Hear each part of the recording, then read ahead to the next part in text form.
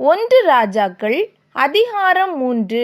சாலொமோன் எகிப்தின் ராஜாவாகிய பார்வோனோடே சம்பந்தம் கலந்து பார்வோனின் குமாரத்தியை விவாகம் பண்ணி தன்னுடைய அரண்மனையையும் கர்த்தருடைய ஆலயத்தையும் எருசலேமின் சுற்று மதிலையும் கட்டி தீருமட்டும் அவன் அவளை தாவீதின் நகரத்தில் கொண்டு வந்து வைத்தான்.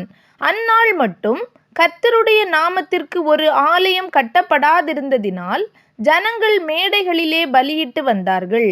சாலொமோன் கர்த்தரிடத்தில் அன்பு கூர்ந்து தன் தகப்பனாகிய தாவீதின் கட்டளைகளில் நடந்தான். ஆனாலும் அவன் மேடைகளிலே பலியிட்டு தூபங்காட்டி வந்தான். அப்படியே ராஜா பலியிட கிபியோனுக்கு போனான். அது பெரிய மேடையாயிருந்தது. அந்த பலிபீடத்தின் மேல் சாலொமோன் 1000 சர்வாங்க தகன பலிகளை செலுத்தினான். கிபியோனிலே கர்த்தர் சாலொமோனுக்கு ராத்திரியில் சொப்பனத்திலே தரிசனமாகி, நீ விரும்புகிறதை என்னிடத்தில் கேள் என்று தேவன் சொன்னார்.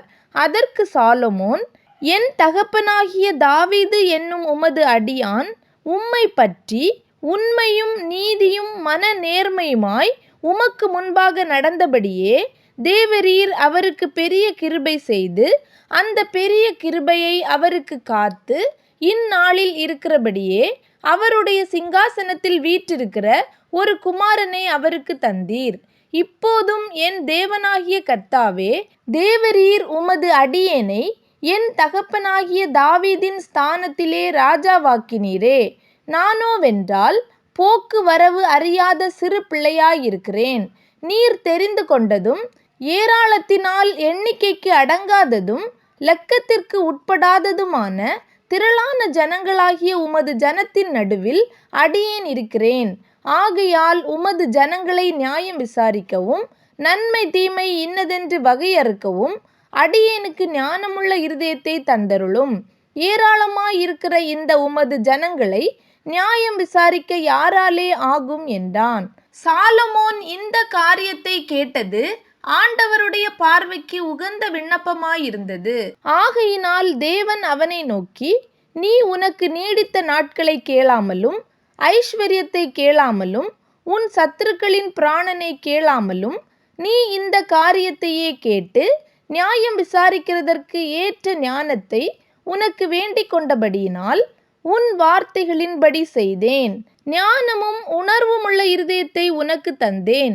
இதிலே உனக்கு சரியானவன் உனக்கு முன் இருந்ததுமில்லை, உனக்கு சரியானவன் உனக்கு பின் எழும்புவதும் இல்லை. இதுவுமன்றி நீ கேளாத ஐஸ்வர்யத்தையும் மகிமையையும் உனக்கு தந்தேன். உன் நாட்களில் இருக்கிற ராஜாக்களில் ஒருவனும் உனக்கு சரியானவன் இருப்பதில்லை. உன் தகப்பனாகிய தாவீது நடந்தது போல நீயும் என் கட்டளைகளையும் என் நியமங்களையும் கைக்கொண்டு என் வழிகளில் நடப்பாயாகில் உன் நாட்களையும் நீடித்திருக்க பண்ணுவேன் என்றார். சாலொமோனுக்கு நித்திரை தெளிந்தபோது அது சொப்பனம் என்று அறிந்தான். அவன் எருசலேமுக்கு வந்து கர்த்தருடைய உடன்படிக்கை பெட்டிக்கு முன்பாக நின்று சர்வாங்க தகன பலிகளை இட்டு சமாதான பலிகளை செலுத்தி தன் ஊழியக்காரர் எல்லாருக்கும் விருந்து செய்தான். அப்பொழுது வேசிகளான 2 ஸ்திரீகள் ராஜாவினிடத்தில் வந்து அவனுக்கு முன்பாக நின்றார்கள். அவர்களில் ஒருத்தி, என் ஆண்டவனே, நானும் இந்த ஸ்திரீயும் ஒரே வீட்டிலே குடியிருக்கிறோம். நான் இவளோடே வீட்டில் இருக்கையில் ஆண் பிள்ளை பெற்றேன். நான் பிள்ளை பெற்ற 3ஆம் நாளிலே இந்த ஸ்திரீயும் ஆண் பிள்ளை பெற்றாள். நாங்கள் ஒருமித்திருந்தோம். எங்கள் இருவரையும் தவிர வீட்டுக்குள்ளே வேறொருவரும் இல்லை. ராத்திரி தூக்கத்திலே இந்த ஸ்திரீ தன் பிள்ளையின் மேல் புரண்டு படுத்ததினால் அது செத்து போயிற்று. அப்பொழுது உமது அடியாள் நித்திரை பண்ணுகையில் இவள் நடு ஜாமத்தில் எழுந்து என் பக்கத்திலே கிடக்கிற என் பிள்ளையை எடுத்து தன் மார்பிலே கிடத்தி கொண்டு செத்த தன் பிள்ளையை எடுத்து என் மார்பிலே கிடத்திவிட்டாள். என் பிள்ளைக்கு பால் கொடுக்க காலமே நான் எழுந்திருந்த போது அது செத்து கிடந்தது. பொழுது விடிந்த பின் நான் அதை உற்று பார்க்கும்போது அது நான் பெற்ற பிள்ளை அல்லவென்று கண்டேன் என்றாள். அதற்கு மற்ற ஸ்திரீ, அப்படி அல்ல, உயிரோடிருக்கிறது என் பிள்ளை, செத்தது உன் பிள்ளை என்றாள். இவளோ, இல்லை, செத்தது உன் பிள்ளை, உயிரோடிருக்கிறது என் பிள்ளை என்றாள். இப்படி ராஜாவுக்கு முன்பாக வாதாடினார்கள். அப்பொழுது ராஜா, உயிரோடிருக்கிறது என் பிள்ளை, செத்தது உன் பிள்ளை என்று இவள் சொல்லுகிறாள். அப்படி அல்ல, செத்தது உன் பிள்ளை, உயிரோடிருக்கிறது என் பிள்ளை என்று அவள் சொல்லுகிறாள் என்று சொல்லி ஒரு பட்டயத்தை கொண்டு வாருங்கள் என்றான். அவர்கள் ஒரு பட்டயத்தை ராஜாவினிடத்தில் கொண்டு வந்தார்கள். ராஜா உயிரோடிருக்கிற பிள்ளையை இரண்டாக பிளந்து, பாதியை இவளுக்கும் பாதியை அவளுக்கும் கொடுங்கள் என்றான். அப்பொழுது உயிரோடிருக்கிற பிள்ளையின் தாய் தன் பிள்ளைக்காக அவள் குடல் துடித்ததினால் ராஜாவை நோக்கி, ஐயோ, என் ஆண்டவனே, உயிரோடிருக்கிற பிள்ளையை கொல்ல வேண்டாம், அதை அவளுக்கே கொடுத்துவிடும் என்றாள்.